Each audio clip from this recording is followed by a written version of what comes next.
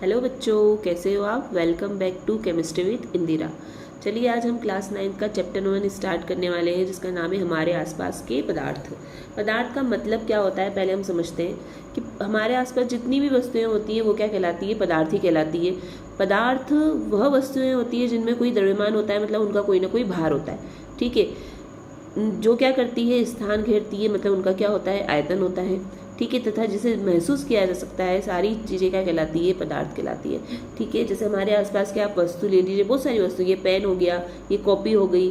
ठीक है, पत्थर ले लो, रेत ले लो, पानी ले लो, हवा ले लो, सारी चीज़ें क्या है, पदार्थ का ही क्या कर रही है, काम कर रही है। ठीक है, क्यों? क्योंकि उसमें कोई ना कोई द्रव्यमान है, मतलब उसका कुछ भी भार है, भले हो सकता है उसका भार बहुत कम हो, लेकिन उसमें कोई ना कोई भार जरूर होता है।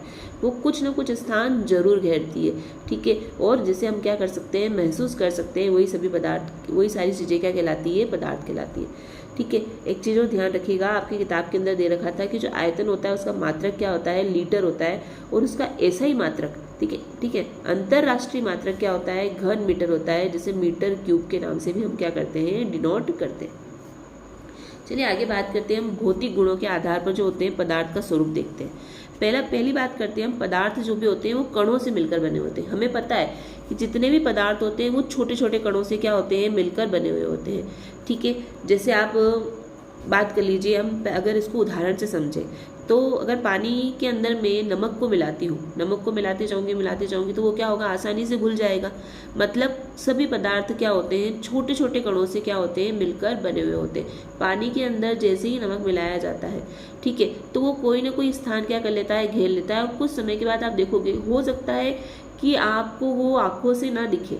थोड़ा सा अगर आप नमक घोल रहे हो पानी के अंदर, तो हो सकता है कि आपको उसके अंदर चेंजेस नहीं दिख पाएंगे, लेकिन जैसे ही आप उसको तोलोगे, ठीक है, जैसे अगर आप बोले, हम इलेक्ट्रिकल जो तोल आता है उसके द्वारा अगर हम उसको तोले, तो हम उसके वेट में जो चेंजेस हो रहा है, थोड़ा सा भी माइनर चेंजेस भी होगा, लेकिन जरूर होगा। मतलब जो पदार्थ के कण होते हैं वो छोटे छोटे कणों से क्या होते हैं, मिलकर बने होते हैं। मतलब उसका जो लेवल है, पानी का लेवल जो है वो थोड़ा सा भी क्या होता है, बढ़ जाता है। ठीक है, इस प्रयोग को आप घर पे भी करके देख सकते हो कि एक बार आप पानी की गिलास लीजिए, उसमें थोड़े थोड़े करके नमक डालते जाइए, तो हो सकता है कि जो उसका पानी का लेवल है वो क्या होगा, थोड़ा सा ऊपर आ जाएगा। ठीक है, मतलब पदार्थ के कण क्या होते हैं, छोटे छोटे कणों से मिलकर बने हुए होते हैं। चलिए दूसरा गुण देखते हैं, पदार्थ के कण जो होते हैं वो अत्यधिक छोटे होते हैं।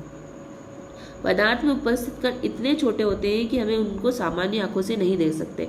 जैसे हम इसको एक प्रयोग करके देखते हैं, किताब में बताया गया है कि अगर एक बाउल लिया जाए, ठीक है, इस तरीके से हम इसको, मैं आपको डायग्राम के थ्रू थोड़ा सा समझाती हूँ कि मान लीजिए हमने अलग अलग टाइप के बीकर लिए,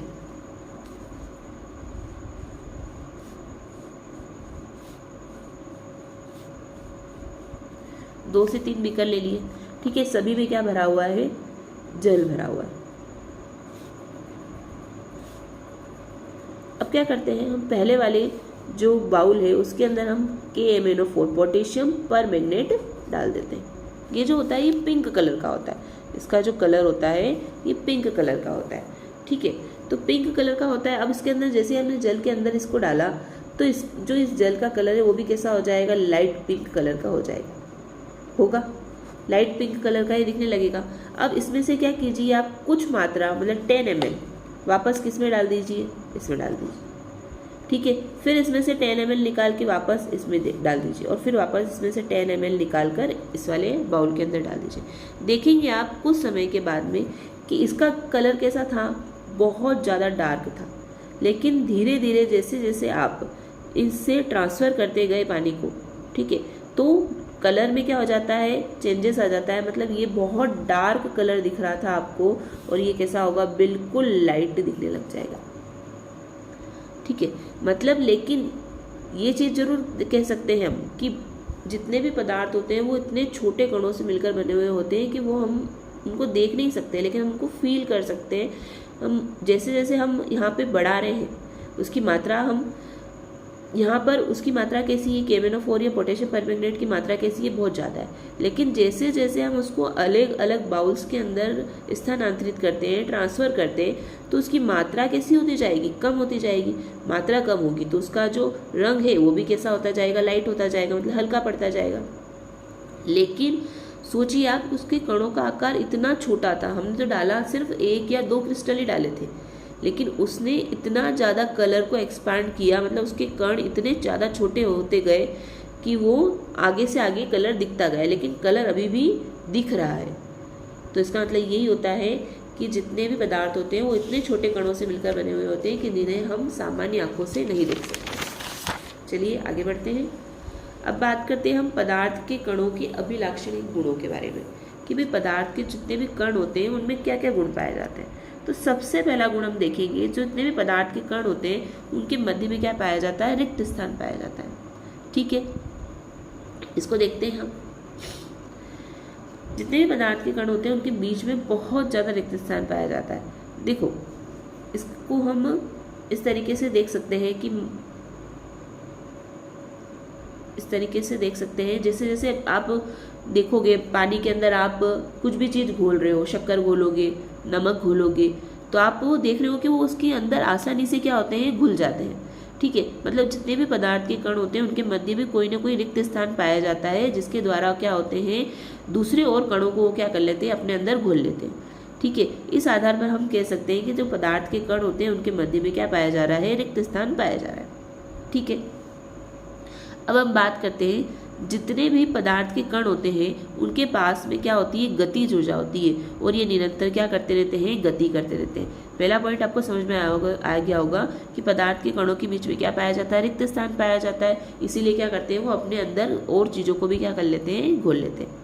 ठीक है, अब सेकेंड वाली बात करते हैं कि पदार्थ के कण जो होते हैं वो क्या करते हैं, गतिज ऊर्जा करते हैं, और हमेशा क्या करते रहते हैं, गति करते रहते हैं। ठीक है, जैसे हम बात करें, अगर हम अगरबत्ती को अपने कमरे में जलाते हैं या मंदिर में जलाते हैं, ठीक है, तो कुछ समय के बाद में क्या होते हैं, उसके जितने भी कण होते हैं, ठीक है, तो पूरे घर के अंदर उस अगरबत्ती की खुशबू हो जाती है। मतलब पदार्थ के कण अभी कहाँ थे, मंदिर में ज़्यादा थे, लेकिन थोड़े समय के बाद में विसरण की क्रिया होती है। किसकी क्रिया होती है, विसरण की क्रिया होती है, और पूरे घर में क्या हो जाता है, उसके जितनी भी खुशबू के कण होते हैं वो क्या होते हैं, पूरे घर में फैल जाते हैं। ठीक है, एक और उदाहरण से समझते हैं कि मम्मी अगर आप किचन में खाना बनाती है, किचन में खाना बना रही, तो अभी पदार्थ के कण मतलब जो उसकी खुशबू है वो किचन में सबसे ज़्यादा है, लेकिन विसरण की क्रिया होगी और पूरे घर में क्या होता है, आपको खुशबू आने लग जाती है। ठीक है, तो एक इससे हमें एक चीज़ और समझ में आती है कि तापमान को अगर बढ़ाया जाता है तो पदार्थ के कणों की जो गतिज ऊर्जा है वो भी क्या हो जाती है, बढ़ जाती है। अब कैसे, देखो इसको भी एक उदाहरण से समझते हैं। अगर मान लो खाना कैसा होता है, ठंडा होता है, तो हमें उसकी स्मेल कैसी आती है, कम आती है। लेकिन अगर खाना गरम गरम होता है तो हमें उसकी स्मेल बहुत जल्दी आ जाती है। ठीक है, अगर खाना पड़ा हुआ है, ठंडा खाना पड़ा हुआ है किचन के अंदर, तो आपको पता नहीं चलेगा कि क्या बना है, लेकिन अगर मम्मी गरम गरम खाना बना रही है तो आपको पता चल जाता है कि क्या बन रहा है। ठीक है, तो हमें इसलिए हम कह सकते हैं कि जितने भी पदार्थ के कण होते हैं उनमें क्या पाई जाती है, गतिज ऊर्जा पाई जाती है, और वो हमेशा क्या करते रहते हैं, गति करते रहते हैं। चलिए अब हम तीसरा पॉइंट समझते हैं। अगर पानी के कण एक दूसरे को, पदार्थ के कण एक दूसरे को आकर्षित करते हैं, जैसे हम बात करें, इसको भी हम एक उदाहरण से समझते हैं कि जितने भी पदार्थ के कण होते हैं वो क्या होते हैं, एक दूसरे की तरफ बहुत टाइटली क्या होते हैं, आकर्षित होते हैं, मतलब बहुत प्रबलता से क्या होते हैं, जुड़े हुए होते हैं। जैसे हम बात करें, 3 उदाहरण की लेते हैं कि एक लोहे की कील ले लीजिए, एक चौक का टुकड़ा ले लीजिए और एक रबड़ बैंड ले लीजिए। किसे आप आसानी से तोड़ पाएंगे? हम रबड़ बैंड को बहुत आसानी से तोड़ सकते हैं। ठीक है, उसके अगर थोड़ा सा फोर्स लगाएं तो चौक का टुकड़ा भी आसानी से टूट जाएगा। क्या हम लोहे की कील को तोड़ पाएंगे? नहीं। मतलब अलग अलग पदार्थों में जो कण होते हैं वो कैसे होते हैं, अलग अलग तरीके से आकर्षण बल के द्वारा क्या होते हैं, बंधे हुए होते हैं। ठीक है, लोहे की कील में जो पदार्थ के कण हैं वो बहुत ज़्यादा आकर्षण बल के द्वारा जुड़े हुए हैं। चौक में थोड़े से मध्य में, और रबड़ बैंड में बिल्कुल आकर्षण कैसा है, कम हो गया है। एक और उदाहरण लेते हैं, आपकी किताब के अंदर एक उदाहरण दिया गया है कि अगर हम अपने हाथ को इस तरीके से, आप देखिए इस तरीके से अगर हम पैक करके रखते हैं, मैं आपको थोड़ा सा बताती हूँ, अगर हम अपने हाथ को इस तरीके से पैक करते रहे तो हम अपने हाथ को नहीं खोल पाएंगे। कोई अगर फोर्स लगाएगा तो वो नहीं खोल पाएगा इतनी आसानी से। अगर हम अपने हाथ को थोड़ा सा इस तरीके से पकड़ लेते हैं तो वो आसानी से खोल देगा, और अगर अपने हाथ को हम इस तरीके से पकड़ के रखते हैं तो वो और आसानी से क्या कर लेगा, खोल लेगा। मतलब ये भी आकर्षण बल ही है, ठीक है। यहाँ पे आकर्षण बहुत कम है, यहाँ पे आकर्षण थोड़ा ज़्यादा है, और यहाँ पर आकर्षण बहुत ज़्यादा हो गया है, ठीक है। तो इस प्रकार के बंधों को तोड़ना क्या हो जाता है, मुश्किल हो जाता है। और यही पदार्थ का बहुत अच्छा गुण होता है कि जो पदार्थ के जितने भी कण होते हैं वो एक दूसरे के पास में इतने ज़्यादा आकर्षित होते हैं कि वो अलग अलग प्रकार के भौतिक रूपों को ले लेते हैं, ठीक है। इसके आगे वाले जो वीडियो है हम उसमें भौतिक अवस्थाओं के बारे में पढ़ेंगे कि पदार्थ किन किन भौतिक अवस्थाओं के रूप में पाया जाता है। लेकिन अभी हम आज पदार्थ के जितने भी गुण होते हैं उसके बारे में हमने आज पढ़ रहे हैं। एक और चीज़ देखते हैं, जिसे हम बात करें अगर तापमान को बढ़ाया जाता है, भाई पदार्थ के जो कण है वो गर्म करने पर क्या प्रभाव पड़ता है उनके अणुओं के अंदर। देखिए एक उदाहरण लेते हैं कि अगर हम एक पात्र के अंदर शाही लें, है ना, इंक अगर आप डालोगे तो क्या वो कितनी देर में घुलेगी। अगर आप उसको नहीं भी घोलोगे ना तो भी वो क्या होगी, आसानी से क्या होगी, घुल जाएगी। मतलब पदार्थ के जो कण होते हैं वो आसानी से क्या करते हैं, दूसरे के अंदर घुल जाते हैं, ठीक है, ठीक है। लेकिन अगर बात करें हम शहद को, अगर आप शहद को डालोगे, जो प्योर वाला शहद होता है वो पानी के अंदर आसानी से नहीं घुलता है, उसको आपको घोलना पड़ता है, ठीक है। तो कुछ पदार्थ के कण कैसे होते हैं, बहुत ज़्यादा आकर्षित रहते हैं, मतलब बहुत ज़्यादा एक दूसरे से बंधे हुए रहते हैं। लेकिन जब इंक की बात करेंगे तो उसके कण कैसे हैं, एक दूसरे से जैसे ही पानी में डाला जाता है तो एक दूसरे से आकर्षण बल कैसा हो जाता है उनका, कम, और वो आसानी से क्या हो जाते हैं, अलग अलग हो जाते हैं। इस प्रकार से हम कुछ उदाहरणों के द्वारा इनको समझ सकते हैं, ठीक है। एक बार हम वापस से इसको रिविजन करते हैं कि जितने भी पदार्थ होते हैं, पदार्थ की परिभाषा हम ऐसे दे सकते हैं कि वह वस्तु जिसमें कोई ना कोई क्या होता है, द्रव्यमान होता है, ठीक है। वह वस्तु जिसमें कोई ना कोई द्रव्यमान होता है, जो स्थान घेरती है और जिसे हम महसूस कर सकते हैं, वही सारे पदार्थ क्या कहलाते हैं, पदार्थ कहलाते हैं, ठीक है। आयतन का मात्रक ध्यान रख लीजिएगा, आपकी बुक में डिनोट किया गया है कि क्या होता है, लीटर होता है, और इसका ऐसा ही मात्रक कितना होता है, घन मीटर मीटर क्यूब होता है। अब आगे बात करते हैं हम जितने भी पदार्थ होते हैं उसका भौतिक स्वरूप की अगर बात की जाए तो उसके जितने भी कण होते हैं, पदार्थ छोटे छोटे कणों से मिलकर बना हुआ होता है, ठीक है। और पदार्थ के कण इतने छोटे होते हैं कि हम उसको आंखों से नहीं देख पाते हैं, लेकिन हम उसको जब भी हम उसके प्रयोगों को करेंगे तो हमें उसको आसानी से हम उसको महसूस कर सकते हैं कि हाँ पदार्थ के कण इतने छोटे हैं होते हुए भी हम उसको देख पा रहे हैं। अगर आप उसको कलर्स के द्वारा देखोगे तो आप उसको आसानी से पहचान सकते हो, ठीक है। फिर उसके गुणों के बारे में हमने पढ़ लिया कि जो पदार्थ के कण होते हैं उनके मध्य में बहुत ज़्यादा रिक्त स्थान होता है, ठीक है। हो सकता है अलग अलग वस्तुओं पर डिपेंड करता है कि वो पदार्थ कैसा है, ठीक है। जैसे जल की बात करते हैं तो भले ही जल के अणु हमें दिखाई नहीं देते, मतलब जल दिखाई देता है लेकिन हम उसके अणुओं को नहीं पहचान सकते। लेकिन अगर हम उसके अंदर कुछ भी चीज़ को अगर घोले, ठीक है, तो उस समय वो क्या कर लेता है, अपने अंदर उन चीज़ों को घोल लेता है। मतलब पदार्थ के कणों के बीच क्या पाया जाता है, रिक्त स्थान होता है। मतलब जल है तो उसके मध्य में रिक्त स्थान है, इसीलिए वो क्या कर रहा है, अन्य चीज़ों को क्या कर रहा है, अपने अंदर घोल रहा है, ठीक है। फिर बात करते हैं पदार्थ के कणों के बीच गतिज ऊर्जा होती है। मैंने आपको बहुत अच्छा उदाहरण से समझाया कि अगरबत्ती है, अगरबत्ती में जितने भी पदार्थ के कण हैं वो क्या करते हैं, पूरे घर में कैसे हो जाते हैं, बिखर जाते हैं। तो इसीलिए उसमें क्या पाई जाती है, गतिज ऊर्जा पाई जाती है। जैसे ही तापमान को बढ़ाओगे तो पदार्थ के कणों की गतिज ऊर्जा और ज़्यादा बढ़ जाती है। क्यों, ऐसा क्यों होता है, क्योंकि उसमें क्या पाया जा रहा है, विसरण का गुण पाया जा रहा है।